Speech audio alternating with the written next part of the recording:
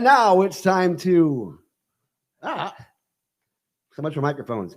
Rip off the mask and get to the task. It's time to jump into the rotation. Yes, it's time for the rotation, your Sunday morning show about all things cannabis in the state of Florida. I am your political director for Suncoast Normal, Gary Stein, along with my deputy director, Carlos. What happened there? You had a good flow going until you had to say my name. It was man. absolutely. I had my whole thing going on until I had to come up to you, and I couldn't think of a good way to categorize you. Well, Gary, thank you very much. I love your intros. Thank you so much. I didn't even put, when I posted the show last time, it wasn't a mistake. I totally didn't make a mistake. But when I posted the show, I forgot to put the intro in there. I noticed that. And it was okay because, like, you know, like you had all this rip off the mask and get to the task. It's time to get into the rotation. My name's Gary Stein. And this is It works for me. And within the Beltway, we have our executive director, Mr. Chris Cano, and the star of the salon that cut off most of his hair this last week. Indeed. What's up, Kato? How y'all doing? And sandwiched between greatness here is even more greatness. Our events coordinator, Lindsay, introduce yourself. Hi, I'm Lindsay Webb. I'm the events director here at Suncoast Normal. Mm-hmm, Nice to be on the show this morning with these two goofballs. So. And Chris. And Lindsay, events director means that you plan events. And there's a method to our madness here having you on the show because we got an event coming up. Does that make you a method man? I would love to be a method man. I think method man is so cool. I'd rather be red man. We'd all rather be red man. Yeah, absolutely. No Joe. So yes, we will be talking about our upcoming event and how you can join us in our fight to help everyone have access to these plants that are our birthright. Hello, Brian. Look got at that. So we much got going people on this talking November. about it. Here we are Brian. in the middle of December. So let's smoke some mids and and get to what we're talking about. Now, first thing I have to say this. You know, elections have consequences, and usually people follow through with them. And hopefully, we'll get past this election. Now that it's been only about 4 weeks since the election, that we can put a pin in that one and start moving forward. But I just wanted to bring to everybody's attention the cannabis publicity out there, the magazines, things of that sort. They tend to be very, very positive about every time we get a new political change. And I brought this with me. This is a Freedom Relief magazine from October of 2016. You'll love this. Okay, can I get this up first? Here you go. It's a picture of Hillary Clinton on front and saying, "Will Hillary close the deal and make cannabis legal here in the country?" Well, guess what? That didn't happen on a number of aspects. Number one, we didn't get Hillary. Number two, we can't even guarantee she would have. And number three, we got a person in the office who obviously was claiming he was considering it for 4 years and never actually did it. And yet we saw article after article after article. People who said Trump is going to legalize cannabis any day now. No, and at a doctored Time magazine that was constantly being put out by the conservative press of him sitting with a joint in a theater. Which was mocked up. On the other hand, I've seen interviews with him saying like, "Oh, that experiment in Colorado is not going very." That's my Trump impression. That experiment, he would call it an experiment. And he'd be like, "That experiment in Colorado is not going very well. It's not going very well." And it's like, what the hell are you talking about? He wouldn't. I mean, but I have seen him say stuff like that before. I gotta say, like those activists that thought that Trump would. I never really thought they had much grounding for what they were saying. Anyways, go ahead, Gary. I'm sorry to interrupt. Well, the thing is, I hate being led on. I hate being told we're considering it when we're not considering it. I mean, we actually need the truth to be able to move forward. And as activists and advocates, we need to have true facts to actually build our case on so we can move forward. So if somebody keeps on saying they're considering it, but they're not considering it, that really does delay any action on anybody else's part to be able to get things done. So hopefully, and I'm saying hopefully, in this next administration, we'll get a little more clarified and verified picture of what is actually happening as far as cannabis is concerned. I can't guarantee there's going to be an executive order. In fact, I can almost assure you there won't be.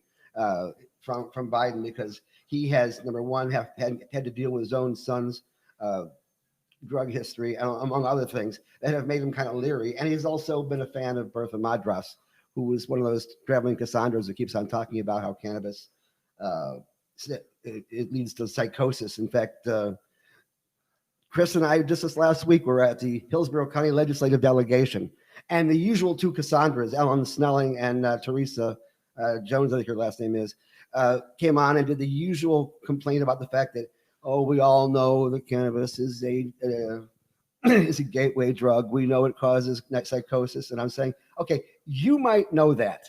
Nobody else who deals with facts actually knows that. But, she has her First Amendment rights to say as much false testimony as she wants to in front of the group there. And every year we have to go ahead and say, everything you've said so far has been debunked.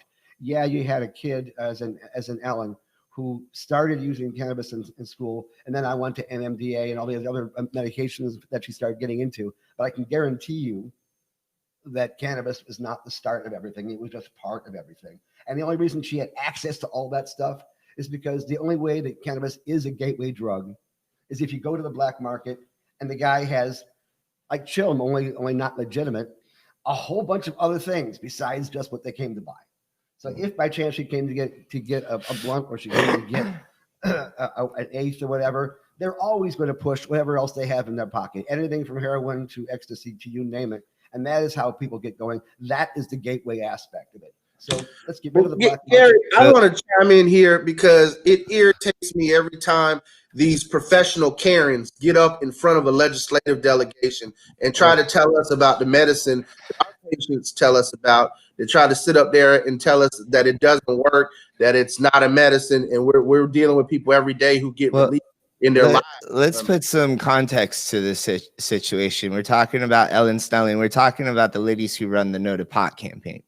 Yeah, we're talking about the Anti-Drug Alliance moms. Yeah, the Anti-Drug Alliance moms, and they're notorious. Canna mamas over here. Yeah, we got Canna moms right over here, showing how cannabis has actually helped their family life, and we can talk a little bit about that. But Ellen Snelling and I forget the other lady's name, Teresa. Not only are they notorious for getting up in front of legislators and saying, oh, my daughter is addicted to heroin and it's marijuana's fault. It's not my parenting's fault, but it's marijuana's fault.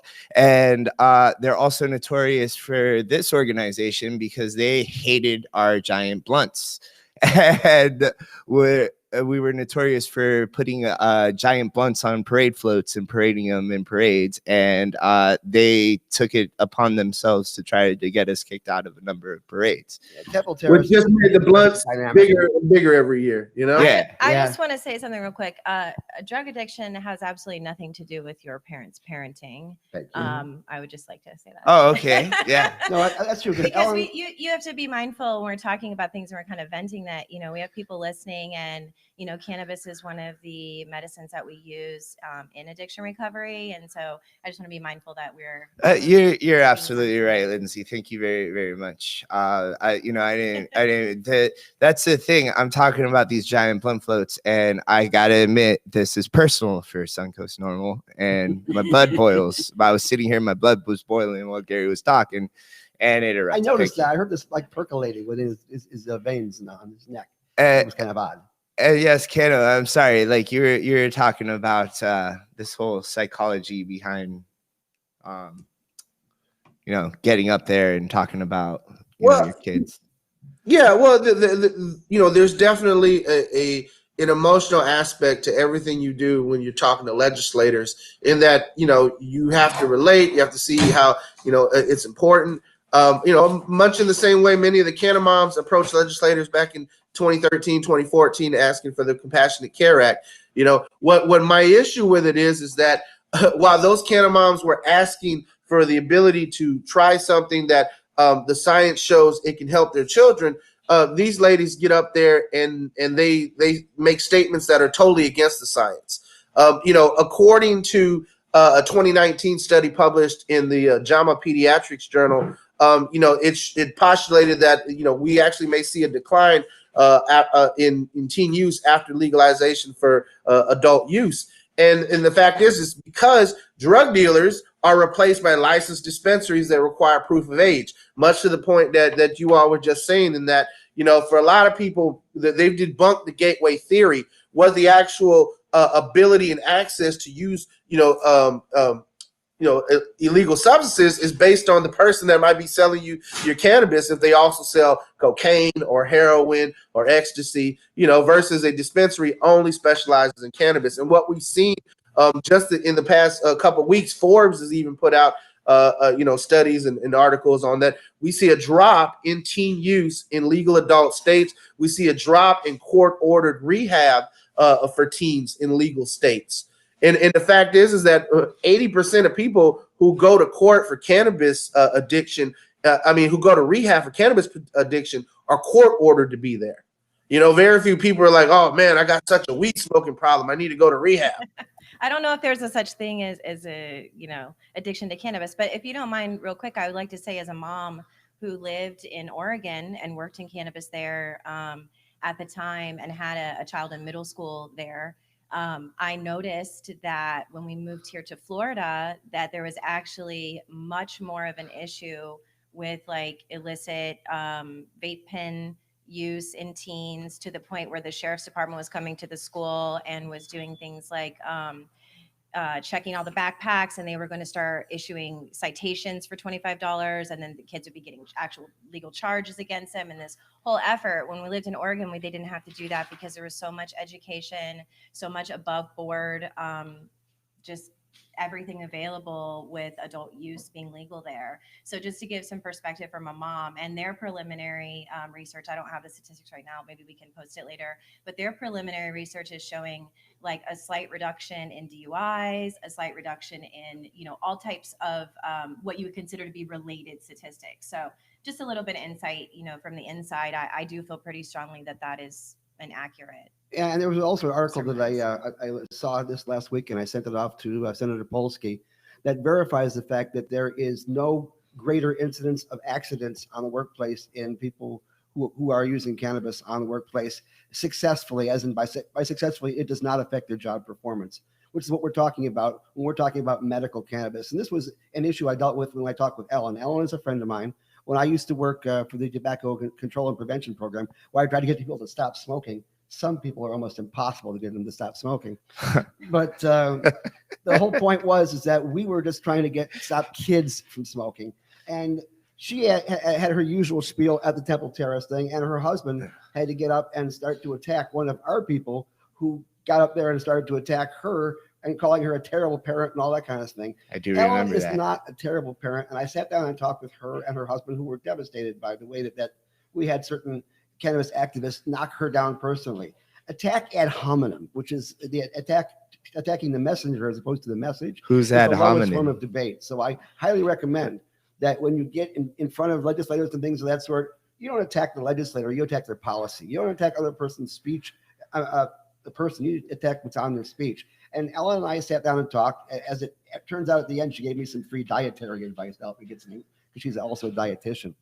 But I basically said, look, I understand where you're coming from. Your child was injured by the process of being involved in cannabis. And we are not talking about getting teens involved in recreational cannabis.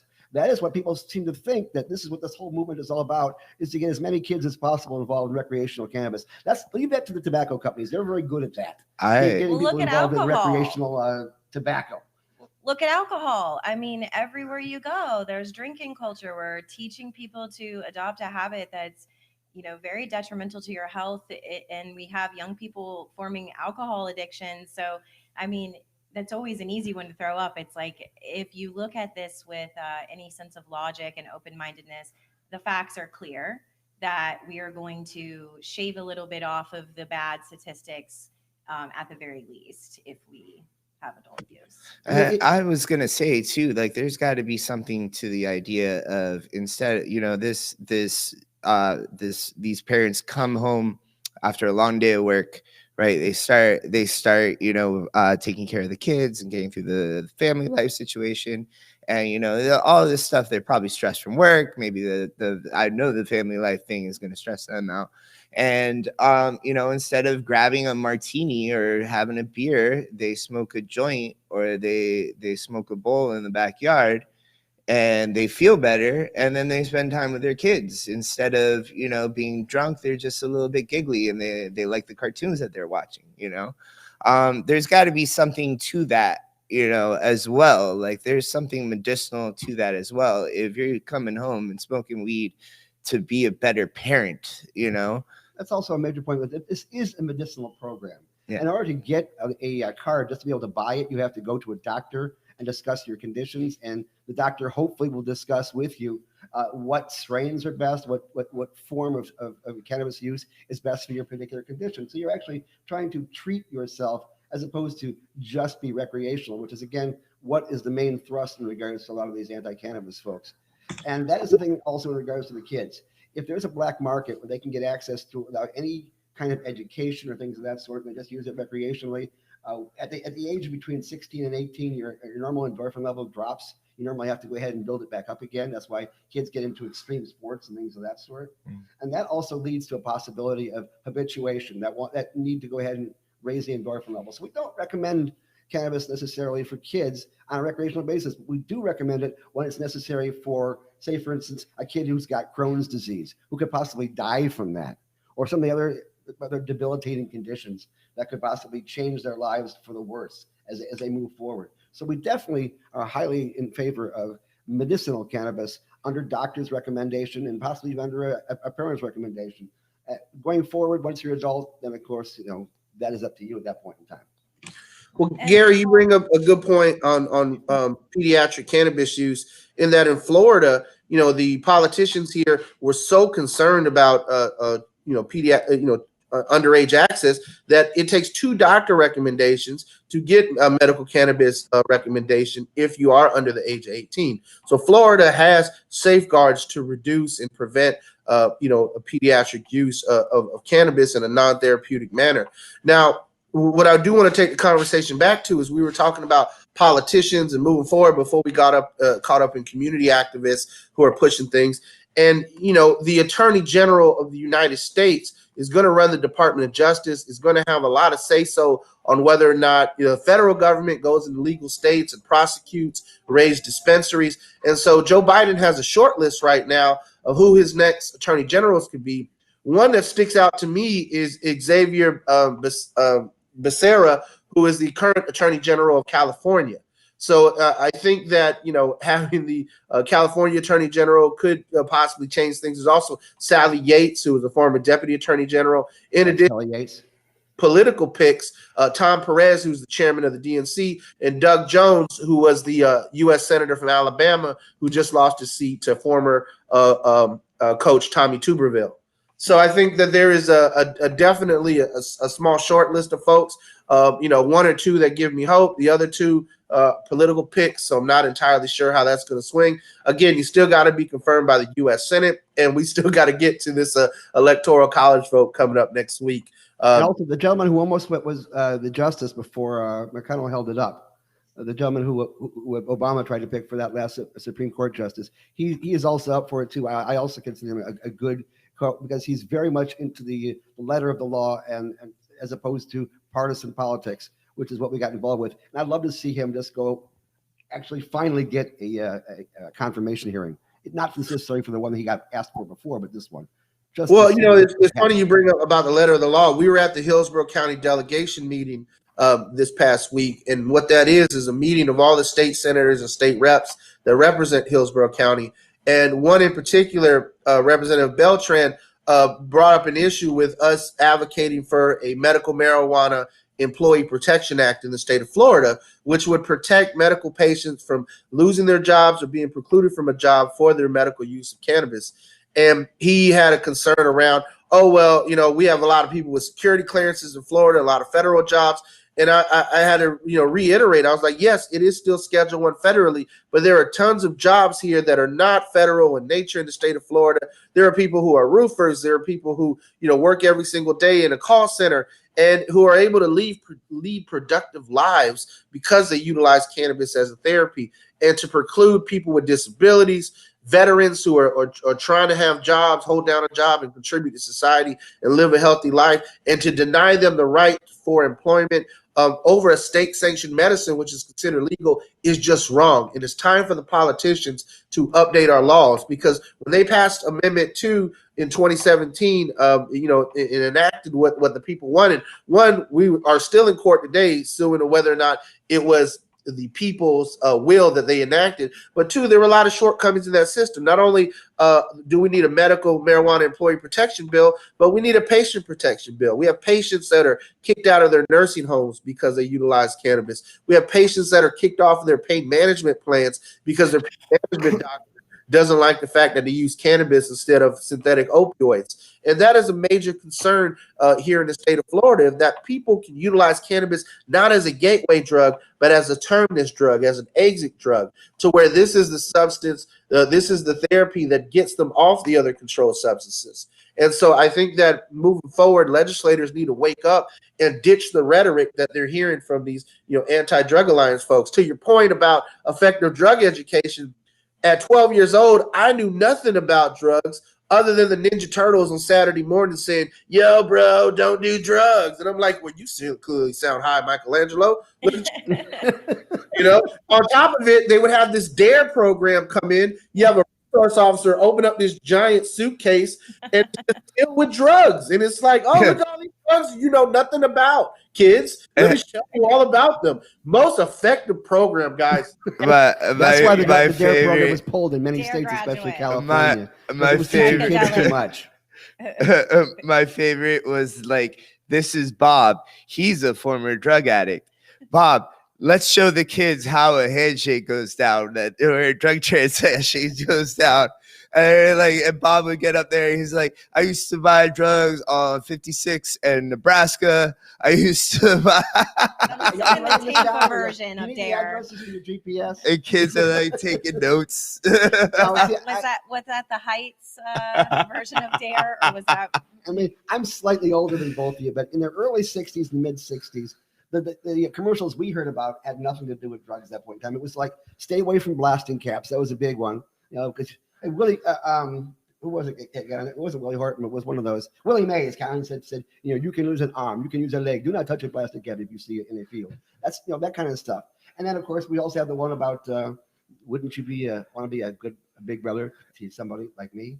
Those kind of things. Those are the kind of nice, warm, fuzzy commercials we used to have at that point in time. And then after the late 60s, all of a sudden you started to see these kind of things like, stay away from drugs and yada, yada, yada. But that was more along the lines of when Nixon was getting involved and was trying to knock down that whole facility and just kind of demonize the situation at that point in time. Yeah, So you had a renaissance of medicines that can raise consciousness, and then all of a sudden you had this war on drugs and all these terrible substances that are actually bad and are not medicines that took people down and targeted the same communities. So yeah, we definitely are still trying to dig our way out of the past, very much so. Well, you have a sideline of kind of being a medicine woman of sorts. Yes. I could put that way. She's our resident medicine woman. And this is interesting because here we are talking about a medicine that was used almost 3,000 years ago in China, 4,000 years ago, depending on who you talk to. And yet China was one of the people who voted against the UN change in plan as far as taking it off their schedule. Which I think is interesting how governments change over the span of centuries. And yet the plant is still there. It is still doing. Yes. It still has amazing potential, is yet untapped. Yes. As we move forward. And we can't untap that potential unless we take off the blinders and take a look and see exactly what we have to deal with. And Mr. Beltran, with all due respect, and Representative Beltran, he and I had that same conversation at the Hobnob about 2 years ago when he was still running for that last office. He asked me the exact same question. I gave him the exact same answer. Obviously, we can't interfere with federal law as it currently stands. So we're not necessarily talking about those people who are involved with federal contracts, but there are a lot of other positions that have nothing to do with the federal government, that have people who want to go to work, who the only reason they are back to work and not in the hospital is because they're using this as medicine. And so therefore, they should have the right to go to work and be a taxpayer and a productive member of society. I asked him, don't you agree? He said, I really don't have time to talk with you. So that was basically a talking point that he feels that gives him points with his base. If his base is actually listening to him, I'm not certain if he knows whether they are. Well, Gary, I want to dispel that rumor too, that the Republican base does not support cannabis legalization. In fact, the majority of Republicans in Florida support the legalization of cannabis. So the fact is that these politicians who are still holding on to this Reagan idea of drug prohibition, this Nixonian idea of drug prohibition, it's got to go the way of the dodo. Yes, it does have to go. I mean, if You I are can- right, Kano. Time is up and we're done. We're finished with the nonsense and the lies, and it's time to move forward. And if we demand that, there's such a big wave. There's been such a huge wave of legalization, decriminalization of other medicines. Let's get on board or get out of the way at this point. And if we keep that attitude and keep that energy, I think we're going to see a lot of change. Well, But and we have if to I keep could that energy. cross-reference with the news of this last week, there was a lawsuit that came out of Texas that tried to invalidate the votes of the voters of 4 states to try to overturn the election, which was absolutely, it had no way of actually getting involved in front of the Supreme Court from the get-go. And yet we had 100 and was it 130 or 140 congressmen, of which 9 were from Florida, which included my congressman Gus Bilirakis, for a lawsuit that they knew, for most of them, knew that it wouldn't go forward, but they felt it would score them points. And of course, these guys are politicians. I expect them to be partisan. I expect them to sometimes toe the party line. But our attorney general in the state of Florida, who is supposed to be nonpartisan, joined the ranks of those people who had no idea, who had no reason to be involved in the lawsuit at all, because when you talk about a case going to the Supreme Court or any major court, you have to have what is called standing. In order to have standing, you had to have some kind of injury that needs to be fixed. And it has to be, and the change in this status quo has to be able to affect you. And changing the way people vote in 4 other states is not going to change Florida at all. Trump won Florida. Nothing was going to change there. She had no standing. The state had no standing. And again, unless you're talking about the Confederate states getting together and forming another union, nobody has the right to tell another state what to do. So this was basically active sedition. And we had a lot of representatives, 9 of them originally before the lawsuit, and Stubbe, and I think it was, I forget another one, also signed in after it was already kicked out of the Supreme Court, which was bizarre. Stubbe, really cute move. I don't understand why you would actually sign on to a lawsuit which had already lost, saying they were in support of it. But if it made you have a bigger man in your party, you're already tall anyway. I don't know what you needed it for. Gary, I appreciate you definitely bringing that education to our listeners, to everybody out there. Here on the rotation, you're going to get more of a civics education than you ever have in your life. Sorry about that. but I digress on purpose. All right. And part of that is due to the fact that cannabis prohibition and politics are inextricably tied together. It was politicians that made it illegal. It is going to require the people to use their influence in the political process to re-legalize it. And in the process, politicians who are waking up to the industrial aspects of a adult use and a medical cannabis industry, the tax revenues that many of them see, the campaign donations that they see from a brand new industry, are all things that should concern people, because oftentimes many people are fighting for legalization from an ideal point of view, that this is a right, it's a freedom that people should have. You should have the right to grow cannabis, no different than you have a right to grow tomatoes. However, licensing has been the key thing that government has used in the process of re-legalization to prevent other people from coming in as business owners, and to prevent people from being able to actually have access to utilizing this medicine at home, which is many of the shortcomings that we see from some of these Florida-based initiatives that people are getting petitions signed around. If there's no home grow, many people feel as though it's not good enough. And that's a major concern, and the voters are going to speak on that.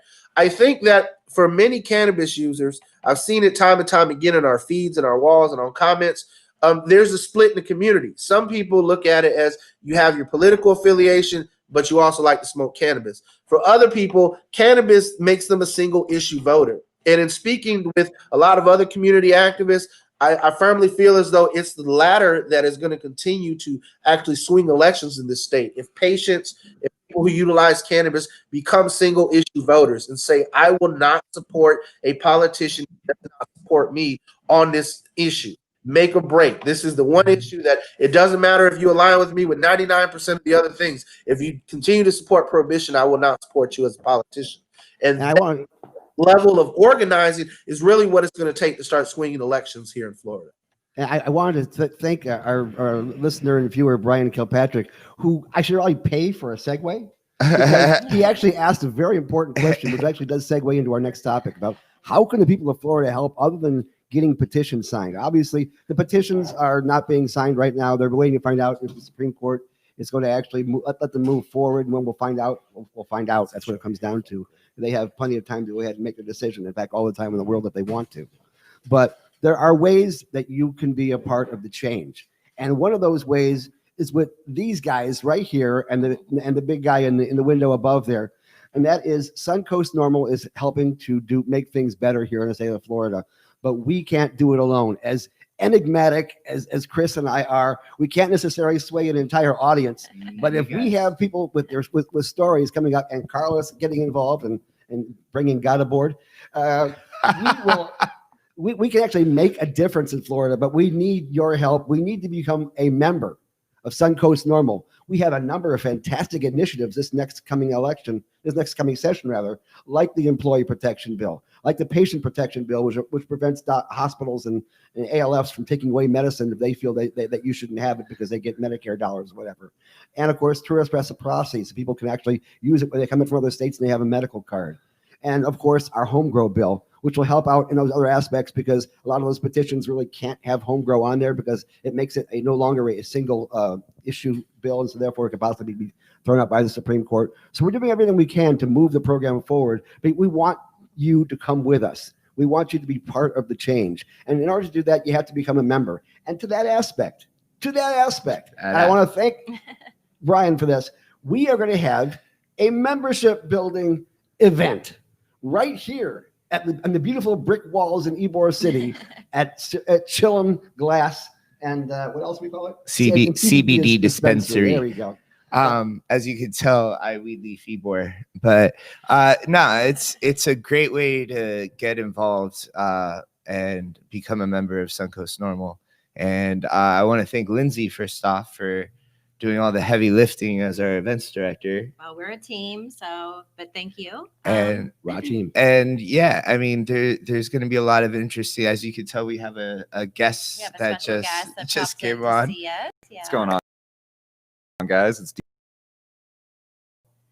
Yeah, so I'll go ahead and I guess tell a little bit about the event. Maybe that will be helpful. So this coming Friday, the 18th, we are going to have a member sesh here outside. It'll be an outside event and there will be an indoor area, but we will obviously be requiring masks and being very careful, social distancing. And we have a plan set up for all of that. We've got a nice outdoor space in the back. We may do a little barbecuing. We're going to have some music and some fun, and we're going to discuss how we as a community can move forward together. This year has changed everything for all of us. And I feel like it's a time to really start fresh, to bring in the people that have been supporting us from day one, to bring them back and to reunite if we can. And then also to bring in new faces and new talent. And we can use any kind of help. Whatever it is that you're into, whatever it is that you're able to contribute, we will find a place for you. It takes all types of people to make this happen. This is how I got in here. But I want to give our DJ here a moment to talk a little bit about himself and about the music collective that he's a part of, because he is going to be there at the event, and we're very excited. So I wanted to give him the floor for a moment. Absolutely. I appreciate it.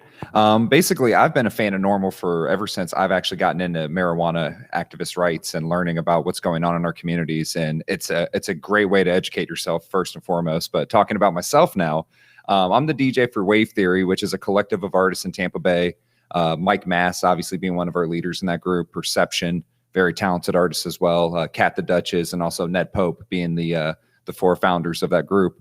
And we basically help a lot of artists in Tampa Bay find an outlet to basically do their craft, work on their networking, work on all the major things that are something that you don't fully get educated in when you want to do music. You know, it's something that you want to do with the passion, obviously, but there's a lot of back doors and other things to learn and etiquette and all sorts of things. And we're here to help with that. We also do a open mic event that's over off of Shuffle in Seminole Heights called Shuffle Play Open Mic, which is very hard to say. Shuffle Play Open Mic. Isn't that the place that does like waffles and Wu-Tang? Oh yeah, waffles and Like, Wu-Tang. I'm okay. actually about to go to Wait. jazz brunch going on right now. Like very great Waffles space. and Wu-Tang. I told Yes. you about this. With Remember? Wally Like, Rios. Yeah. That is two of my favorite things. That's a vibe. So, I start off my I see morning the, I see every the worm in the day. back there. I love with See, that. if we had waffles adult use, and Wu-Tang. that could be infused. And Food, sometimes like I that's used to do in chicken Oregon. sauce, you know, with the hyphen. Yeah. I really, I gotta tell you that I really like what you're saying, because a big part, and it really shows that it's great to partner with you on this event, because a big part of why we want to throw this event is because of our community, and Absolutely. because you know, the marijuana activism community has really been a big part of my life. And you know, all my friends are marijuana activists. Right. And you know, and it's great that you foster that within the music community. So I feel like you It's part kind of of our understand culture what as we're well. trying to do. Yeah. And it's yeah, I mean, marijuana is definitely a part of many different cultures. And Exactly. there's I gotta tell you, I mean, I was at a Cypress Hill concert once. Great spot to be. No, yeah, I'm just messing around, but no, and I really appreciate it. And Also on the what, way to the Donny Osmond concert. Oh my gosh, who's Barry. Donny Osmond? Yeah, I know who that is, but I mean, you know. So, But- how can we? I want to. Sorry Yeah, to go interrupt you. ahead. How can we find out more about Wave Theory and contact you on social media and connect with you to see more about what you guys are doing? Yep. You can follow us on Instagram. We're _ wave theory _ You can also follow me. I'm DFAZ813. That's DFAZ813. You've got Mike Mass Music. You've also got Perception _ hip hop. I'm surprised I memorized all these. I'm really proud of myself. Really Crazy. There's Kat the Duchess as well. Sure you smoke and marijuana? Smart. So Yeah. I'm interested in the name. Are you a Wave cop? Theory. Does that mean you're oh man. I'm just Busted. playing, I'm just playing. Actually, just to promote something too, we just did a tour out in Tulsa with Wave Theory where we brought a bunch of Tampa artists with us to go to Black Wall Street Gallery to perform. And we partnered up with Happy Hour Medicinals, which was another part of our tour where we got to tour their facility, and their hospitality was amazing. And linking the two together was amazing because we also got to promote a project called the Last Prisoner Project, which is for people that are incarcerated. Oh yeah. And basically part. telling people that we're trying to fix legislation, we're trying to get you out, and you know, it's awful that you're there in the first place over something so stupid. Isn't that organization that just got that guy out of jail? That he like, I swear to Yeah, you, for the like guy with the 35 years now. longest The longest sentence standing. for Right. a marijuana conviction just got out of jail, and it was because of that organization. And that's just The a start. Pretty Last sure. Prisoner- The Last Pretty sure. Prisoner Project is an excellent organization. They do a lot of really good work, just helping people that are struggling over, usually over decades, to get proper representation or to get their case reviewed properly, or whatever it is that they need. So to get justice. Yeah, I think it would be fantastic as long as the president is giving out pardons like they're candy on Halloween, to go after some of these people who were inappropriately incarcerated for a long period of time. That basically is the basis of what that whole pardon situation is all about. Back in 2000, Donnie Clark over in Manatee County was actually had his sentence commuted by Clinton during his last few days of office after he was given 25 years for cultivating Mayaca gold over in Manatee County. And that is what the nature of that is. And we really would like to see, and I'm saying this to you, Donnie, you're listening to me? Yeah, you need to go ahead and take a look at the list of people who are on that last prisoner list and give them the pardons. That is what the pardon program should be all about, and not necessarily Yes. taking care of everybody in your friends and family who accidentally may have broken the law. once or Yeah, twice. and there is no legalization without releasing prisoners, as far as I'm concerned. That's my personal viewpoint, but I'm just saying, I don't see how we can, in good conscience, move forward and leave behind the people who paved the way, whether they meant to or whether it was accidental, or it doesn't matter. We would not be here without them. And so we have to go back and get them out of the cages they don't belong in so that we can move forward. There's just no other way. And decriminalization is moving forward. We actually got a bill that was announced this last week from Randolph Bracey over in South Florida to go ahead and get some decriminalization done. It's not the first time he's attempted this. We're hoping that this year will be the year that we'll move forward. Chris and I worked very hard in Hillsborough County and in Tampa to get decriminalization done here with, of course, the discretion of the police, which always have that kind of discretion and sometimes use it and sometimes abuse it.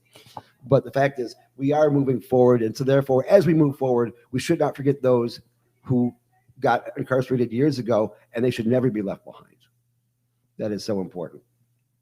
I am curious about the title, wave theory. Does that mean you have like an astrophysicist somewhere in your team? Or those are future aspirations, I guess. It started off with the basic concept that everything moves on a wave. And from there, that was just what kind of birthed the ideal. Obviously, the name was cool. That was the easiest part. But the concept behind it is that everything moves on a wave, and we want to curate that wave. We want to be a part of that wave. We want to be all the different forms of a wave.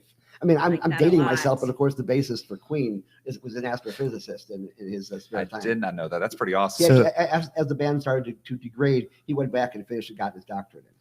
So this is really important. We got the DJ here for the event, so the whole ambiance, the vibe. You can tell from the voice, theory definitely a DJ voice. What do He the sounds just like people Dead Mouse. have Is to that look for?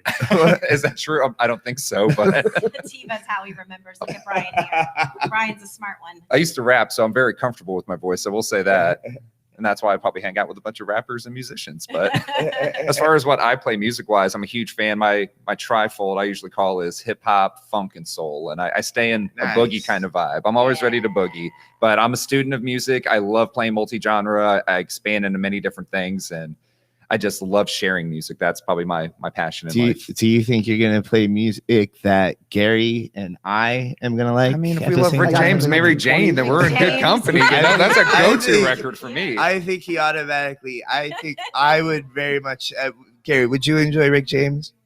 Absolutely. I get my freak on like every other night, So I think Super freak. I think me and Gary finally Okay. found something we have in common. absolutely. And we will bring the flow. If you Music bring the words. brings That's what us we're all doing. together. We're popping. All Music right. is a universal language. so, Absolutely. yeah.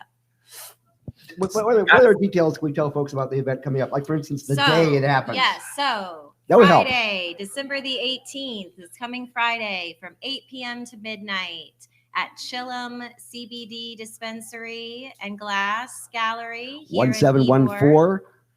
7th Street in Ybor City, where it all began. There you go. Some of that. And the cost of admission is $25, and that includes your year-long membership to Suncoast Normal. It also includes one of these really very, very, very nice masks that we ordered that have Suncoast Normal on the front of them. They're very nice. We'll have them at the event. You also get a gold lapel pin. You also get admission to the event and can be part of everything.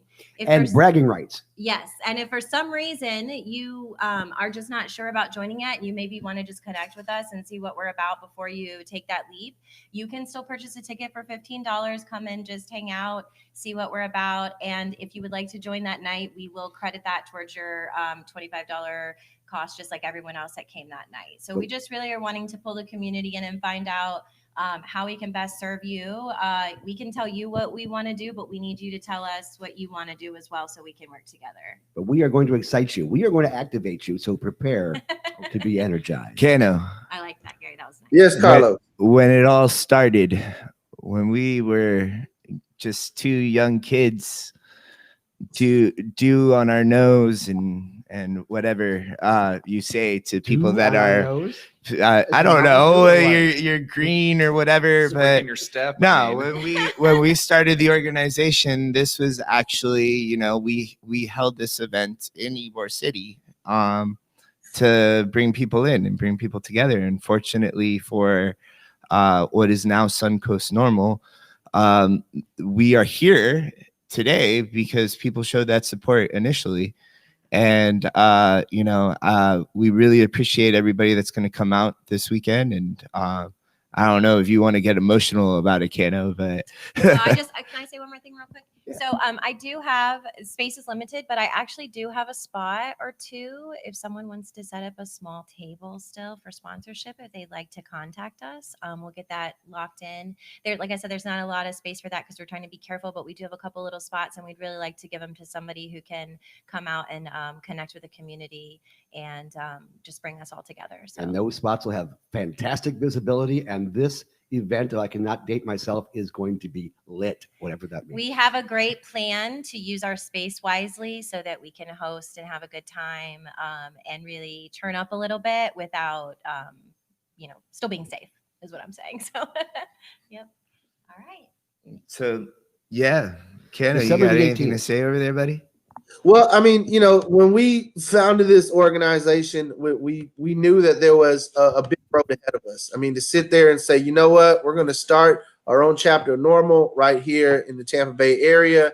We're going to do our best to organize Floridians to pass medical. We're going to take down prohibition and take on the federal government, and we're going to do everything necessary to move the needle forward for legalization. It seemed like a pipe dream.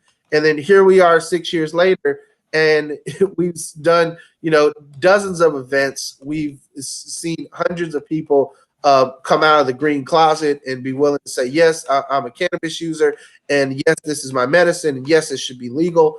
And people have really come together to just build a real community here. And this year, with the whole pandemic and COVID just taking hold, that sense of community for many groups has been a struggle. And so this holiday member sesh is definitely our opportunity to be able to see each other probably for the first time in 2020 and also for the last time in 2020. But to be able to put this in the books, I think it's very telling of the times that we're actually, as part of your admission, you get a Suncoast Normal mask in addition to our membership. And I just want to say thank you to every one of our members. Thank you to all those in the community who have had a part in building this organization. It is time to take things to the next level. And by that, I mean that we've got, decriminalization at the local level. We've gotten at the state level, we've got medical. It is time to take things to the federal level and end prohibition once and for all. Let's put the nail in the coffin. Carlos, as I sit here and I go through our Facebook page, I'm trying to get to the photos of our original event, the Winter Music Festival, way back in 2014. And I mean, my goodness, man, we have hundreds and hundreds of photos from all these different events that we've done. I'm seeing the giant joint that ran down the East Coast that we were able to pass off to our partners down in the south part of Florida. I finally found it. Wow, this going all the way back to 2014. If I could share the screen real quick. Let's see. No, I don't have screen sharing. Carlos, you got screen sharing? Yeah. Yeah, okay, awesome. I'm going to share this Chrome tab here. Share this. Look at that. That was the original founding event, the Winter Music Festival for when we were starting out as Central Florida Normal. And that is just amazing to see all the great folks who came out and supported. Wow. That's awesome. And I am That was so fun. excited I couldn't even see for us myself. to have this event coming up. So Look at us. We were Relaunch. so proud of our banner and So much hubris and so much time has gone by. yeah, we had some like great local artists back then that came out and supported us, and coming back to you and coming back to showing how you're supporting us. Thank you very We're much. riding another Happy to wave be with out you this guys. time. Kind Yeah. of, what you guys did before. We're just riding another wave into the future of what we can do going forward. We have a great foundation under us, and yeah, we have great community, and we just hope that you'll come out and join us. And like I said, we can use any type of assistance that you are willing to give us. We can find a place for. yeah, come on out. Let's ride this wave with Wave Theory. I'm pretty excited. Love that. Bring your treasure, bring your talent, and give us your time. Either way, you can be part of the change. And we are going to make that change with your help, because membership is our lifeblood. Membership pumps through our veins like whatever pumps through our veins. Blood. Plant medicine. Today it's caffeine.